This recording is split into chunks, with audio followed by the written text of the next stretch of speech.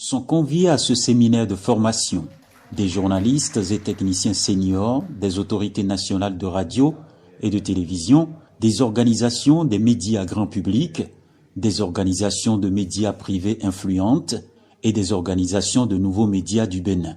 Du 16 au 29 août, ils vont se familiariser avec les règles qui régissent l'univers médiatique chinois.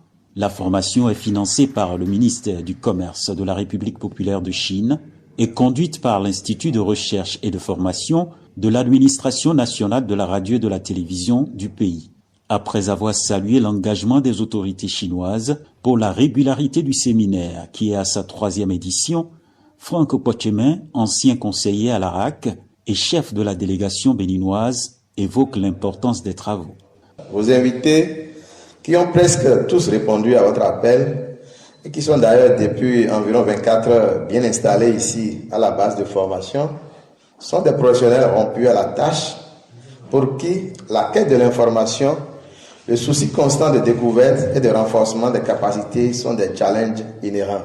Les occasions de ce genre sont donc très avenantes, non seulement parce qu'elles nous offrent un creuset d'approfondissement de nos connaissances et pratiques professionnelles au contact de l'expertise et de l'expérience de la presse écrite, de la radio et de la télévision chinoise, mais aussi en ce qu'elles nous permettent de mieux découvrir la beauté de la culture chinoise ainsi que la dynamique de développement urbain et rural en Chine.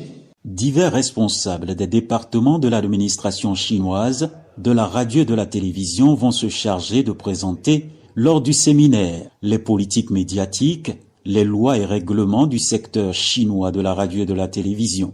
Un accent sera mis sur la promotion des médias grand public, la construction, la production, l'innovation de contenu, le développement de la convergence des médias et la communication internationale. Les médias sont en pleine mutation, le Bénin et la Chine doivent jouer leur partition, a martelé la directrice générale adjointe du département de la coopération internationale de l'administration nationale de la radio et de la télévision, Yang Ni. 当前呢，全世界范围看，媒体融合正在深入推进，像新技术，包括人工智能、大数据等，都给我们的媒体生态和媒体产业带来了革命性的变革。À l'échelle mondiale, nous pouvons voir que la tendance actuelle, c'est une intégration de divers médias sous le contexte du développement de nouvelles technologies telles que l'intelligence artificielle et big data. On peut voir un vrai changement des médias. Donc, que ce soit la Chine ou la République du Bénin, on fait face aux mêmes défis et mêmes opportunités. J'espère qu'on peut renforcer ces échanges et les dialogues pour faire face ensemble aux différents défis et pour promouvoir le développement.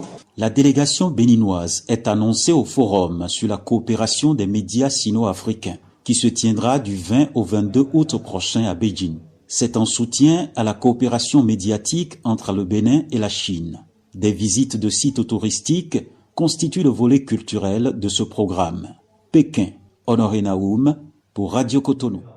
Sont conviés à ce séminaire de formation des journalistes